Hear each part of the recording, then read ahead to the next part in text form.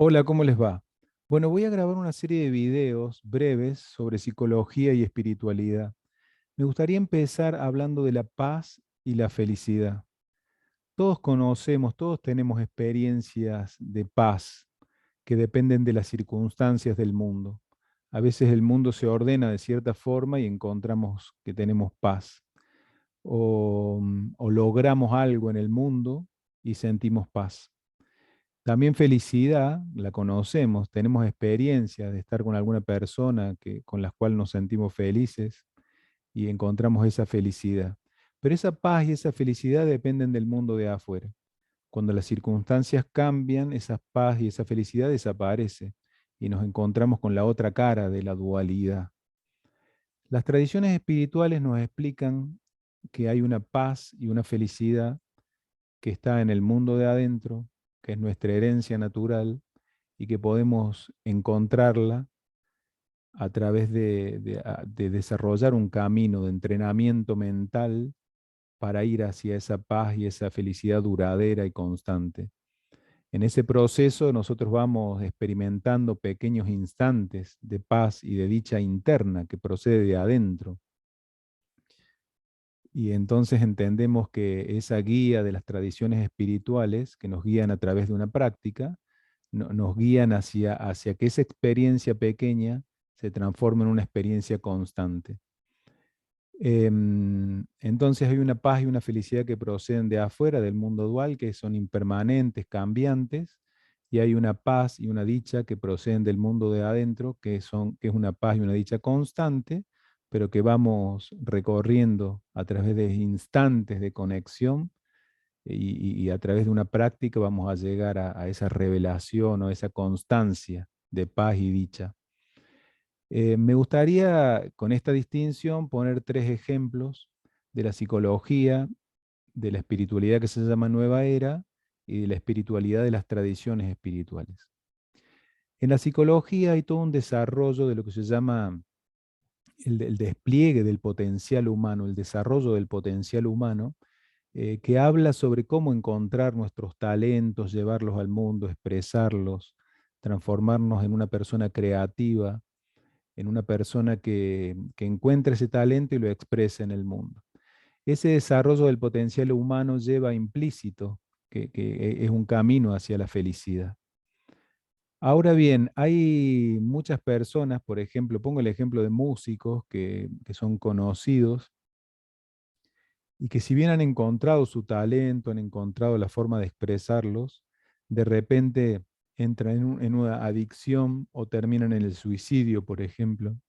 Entonces, como que no hubiese una relación directa entre el desarrollo del talento y la felicidad propiamente dicha. Sigue siendo algo dual. Y de repente también nos encontramos personas que no necesariamente han encontrado ese talento o que la vida los llevó a trabajos sencillos y no necesariamente en la expresión de su creatividad y su talento y su potencialidad, y sí encuentran cierta paz y cierta tranquilidad. Finalmente, expresemos o no nuestro talento, sigue siendo un mundo dual el que nos guía, porque es el desarrollo de ese yo externo y de ese yo externo que va hacia el mundo, ¿no? Y ya sabemos que el mundo tiene muchas caras y nos propone distintas cosas. Entonces, si bien es interesante eso del desarrollo del potencial humano, el desarrollo de nuestros talentos y la creatividad, no es a donde apuntan las tradiciones espirituales. Otro ejemplo que quería poner es el ejemplo de lo que se llama espiritualidad nueva era. La espiritualidad de la nueva era habla, por decirlo de un modo sencillo, que si nosotros vamos hacia nuestro interior profundo, más allá de la mente condicionada, más allá del cuerpo condicionado, del tiempo, y encontramos esa conciencia profunda y conectamos con el campo cuántico, podemos en esa conexión aprender a pedir, aprender a entrar en contacto con ese campo y co-crear mundos, lo que se llama la ley de atracción, por ejemplo. Y eso parte de la suposición que si nosotros creamos mundos o somos co-creadores de realidades, vamos a encontrar la paz y la felicidad. Eso sigue siendo una experiencia externa y ya sabemos que no tenemos ese poder para crear, que a veces la vida se presenta de cierta manera y simplemente tenemos que decirle sí a eso que se presenta. Entonces, esa supuesta co-creación de la realidad no necesariamente nos lleva a la paz y la felicidad. Si realmente nos sale, supongamos que nos sale co-crear mundos, ese mundo co-creado o ese mundo hacia el cual vamos sigue siendo un mundo externo y sigue siendo un mundo donde vamos a depender de la dualidad. No es lo que proponen las tradiciones espirituales más profundas. Aún así, eso de co-crear mundos, si uno observa detenidamente, a la mayoría de las personas no nos sale eso. Simplemente la vida se presenta. Y ahí vienen las tradiciones espirituales donde nos explican otra cosa. Nos explican otra cosa, que la paz y la felicidad no depende del mundo externo, de co-crear mundos externos, ni de desplegar nuestro yo, nuestro talento o nuestra creatividad. Las tradiciones espirituales nos dicen que la paz y la felicidad viene del recuerdo de conectar con quienes somos realmente, con nuestro ser. Hay una mente que es en la meditación hablan de las nubes que pasan. Esa mente es la mente ego. Atrás estaría esa imagen del cielo o de la conciencia pura. Y esa conciencia pura nos conecta. Hay un observador que puede observar la mente ego y conectarnos con lo que se llama la mente ser. Y las tradiciones espirituales nos guían hacia la conexión con esa mente ser, a donde está la paz y la felicidad. El camino hacia esa paz y felicidad constante, entonces no depende ni de co-crear mundos externos, cosa bastante compleja y no necesaria, ni de desplegar los talentos y el yo, eh, algo que está muy bien, pero no necesariamente es lo que nos conduce a la paz y a la felicidad. Las tradiciones espirituales nos dan prácticas para ir en el camino hacia la conexión con ese ser y recordar quiénes somos. Por ejemplo, hay una práctica que se llama perdón, pero el perdón no es como lo conocemos habitualmente, no es perdonar al otro.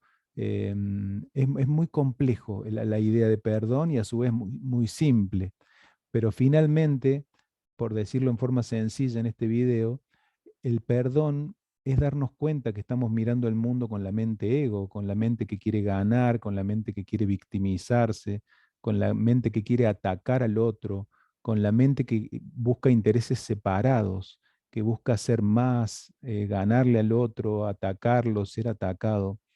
Esa mente que busca intereses separados es la que un día decimos, bueno, yo no quiero más eso, tiene que haber otra manera de estar en la vida y en el mundo. Y ahí vienen las tradiciones espirituales que nos guían en un proceso hacia la mente ser. Em, en ese proceso hacia la mente ser, el proceso del perdón es poder identificar esa mente ego, tomar contacto con esa mente ser, con esa mente recta, entregar ese contenido y reemplazarlo por la percepción de la mente recta que nos hace ver inocencia en el otro entre comillas, porque el otro es parte de nuestro salón de clases, pero vemos inocencia en el otro, vemos el ser en el otro. Y cuando nosotros vemos la inocencia en el otro, recordamos nuestra propia inocencia, recordamos nuestro propio ser. Entonces el camino hacia la paz y la felicidad constante es recordar quiénes somos y entrar en contacto con nuestro propio ser. Y entrar en contacto con nuestra mente ser se hace a través de verlo en el otro y darnos cuenta que no existe tal cosa como el otro, que esa mente ser es una, pero la recordamos a través de ver la inocencia en el otro, en nuestro hermano, en la filiación como una totalidad. Entonces, el camino hacia la paz y a la felicidad lo podemos hacer en cualquier trabajo, en cualquier circunstancia. Hasta ahora que hay una guerra en el mundo, a veces se encuentran en las noticias situaciones humanas donde un soldado de un país y un soldado de otro es como que entran en una conexión distinta y se reconocen y ven que en la mente también hay una inocencia de un ser que está ahí, más allá del cuerpo, más allá del ego, más allá de todo. Y así vamos recordando quiénes somos. Entonces el camino hacia la paz y la felicidad de las tradiciones espirituales no se da por co-crear mundos externos, ni se da por el desarrollo del yo.